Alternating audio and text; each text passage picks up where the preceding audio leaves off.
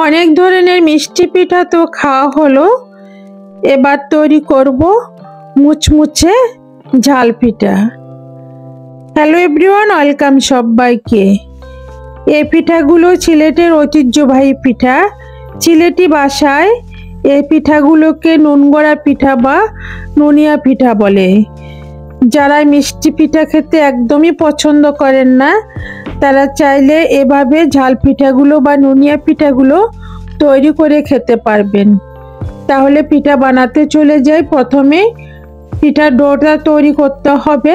তার জন্য ফ্রাই প্যানের মধ্যে দিয়ে দিচ্ছি 1 কাপ জল আর স্বাদ অনুযায়ী লবণ, আর দিব পেঁয়াজ কুচি আর কাঁচামরিচ কুচি। একটা বড় পেঁয়াজ কুচি করে দিয়েছি আর 4-5টা কাঁচামরিচ কুচি করে দিয়েছি।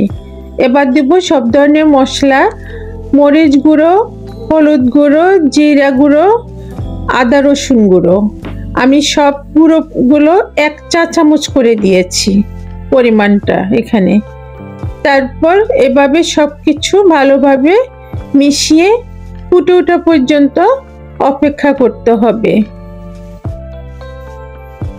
যখন এরকম জল ফুটে উঠবে তখন এর মধ্যে এখন দিয়ে দিব 1 কাপ শুকনো চালের গুঁড়া। এ সময় গ্যাসের ফ্লেমটা লোতে রাখবেন। শুকনো চালের গুঁড়া তো, তাই খুব বেশি শক্ত হয়ে যেতে পারে গ্যাসের ফ্লেমটা যদি বেশি থাকে। তাই লোতে রেখে সফট একটা ডো তৈরি করবেন। খুব ভালোভাবে এভাবে স্প্যাচুলা দিয়ে মিক্স করে নেওয়ার পর ঢাকনা দিয়ে 10 মিনিটের জন্য ঢেকে রেখে দিব।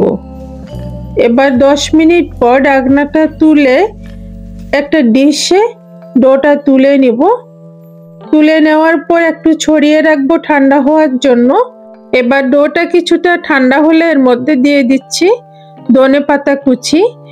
ধনেপাতা কুচি দিয়ে ডোয়ের সাথে খুব ভালোভাবে মেখে নিতে হবে।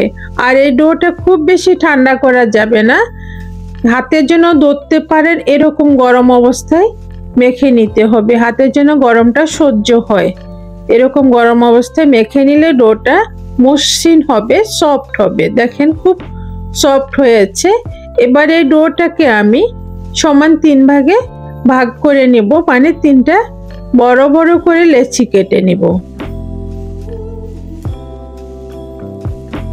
3টা লেচি কেটে নেওয়ার পর একটা লেচি বোর্ডের উপরে নিয়ে আবার একটু মথে গোল শেপ করে নিব।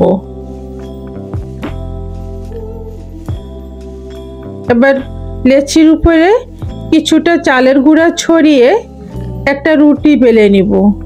আমরা সাধারণ যেমন রুটি খাই তার থেকে একটু মোটা হবে, খুব বেশি না।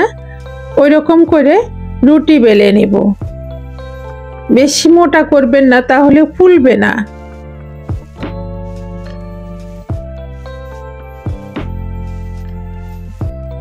সাধারণ রুটির থেকে একটু মোটা করবেন, বেশি না। এবার এরকম একটা কুকি কাটার দিয়ে যেদিকে ডিজাইন আছে সে ডিজাইনের দিকে আমি কেটে নিচ্ছি। দেখতে ভালো লাগবে তাই সেরকম ডিজাইনটা দিয়ে কেটে নিচ্ছি। কুকি কাটার দিয়ে যেদিকে ডিজাইন আছে সেদিকটা দিয়ে কাটবেন, তাহলে দেখতে ভালো লাগবে, দেখার সৌন্দর্য আর কি। আর আপনাদের কাছে যদি কুকি কাটার না থাকে, আপনারা চাইলে নাইফ দিয়েও কেটে নিতে পারবেন, লম্বা করে 4 কোনা করে স্কোয়ার করে আর কি। আর বয়ামের মুখ বা বাটি থাকলে সেগুলো দিয়েও কেটে নিতে পারবেন। গোল শেপ হলেও দেখতে কিন্তু ভালো লাগবে। আমি এটাতে ডিজাইন আছে বলে ডিজাইন করে কেটে নিয়েছি। সবগুলো আমি রুটি বানিয়ে এরকম কুকি কাটার দিয়ে কেটে নিয়েছি। এবার চলে যাব ভাজার জন্য। ভাজার জন্য এখানে আমি ফ্রাই প্যানের মধ্যে আগে তেল দিয়ে গরম করে রেখেছি। মিডিয়াম হিট থাকবে, গ্যাসের ফ্লেমটা মিডিয়ামে রাখবেন। এবার একটা একটা করে পিঠাগুলো দিয়ে দিচ্ছি।